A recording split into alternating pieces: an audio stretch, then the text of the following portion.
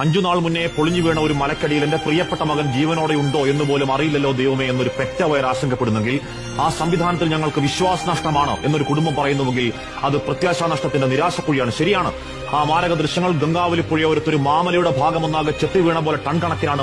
മണ്ണ് നീക്കി രക്ഷാപ്രവർത്തനം ദുഷ്കരമാണെന്ന് അറിയാമെങ്കിലും ആദ്യത്തെ 48 മണിക്കൂറുകൾ ആ സംവിധാനം കാണിച്ച അങ്ങേയറ്റത്തെ അനാസ്ഥ, പ്രാർത്ഥനയുടെ ഈ മണിക്കൂറുകളും പറയാതെ പോകുന്നത് എങ്ങനെയാണ്?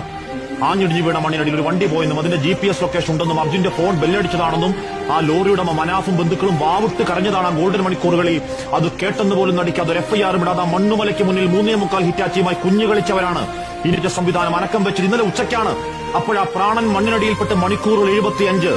വൈകിയാണെങ്കിലും രക്ഷാപ്രവർത്തനം സജ്ജമായല്ലോ ദൈവമേ എന്ന് നെടുവേർപ്പിട്ടവർക്ക് മുന്നിൽ രാത്രി 9 ആകുമ്പോഴേക്കും ഉത്തര കന്നഡ സംവിധാനങ്ങൾ സർക്കാർ ജോലി കണക്കെ തെരച്ചിൽ നിർത്തി കടയും പൂട്ടി വീട്ടിൽ പോയിട്ട് റഡാർ സംവിധാനം തെരയാൻ തുടങ്ങിയത് 5-ാം നാൾ ഇന്ന് രാവിലെ 10:30. നമ്മുടെ ഒരു കൂടപ്പിറപ്പ് മണ്ണിനടിയിൽപ്പെട്ട് രാത്രികൾക്കിപ്പുറവും ഒരു സൂചനയും കിട്ടുന്നില്ലെങ്കിൽ കേന്ദ്ര കർണാടക സർക്കാരുകൾ നെഞ്ചിൽ കൈവച്ചെന്ന് പറയണം. ആ ഗംഗാവലി പുഴയോരത്ത് കാണാമറയത്ത് പ്രാണപ്രതീക്ഷയിൽ പാവം പിടിച്ച അർജുൻ അല്ലായിരുന്നുവെങ്കിൽ, ഏതെങ്കിലും ഒരു മന്ത്രിപുത്രനോ അവന്റെ ആഡംബരക്കാരോ ആയിരുന്നെങ്കിൽ സംവിധാനങ്ങളെ ഇതാ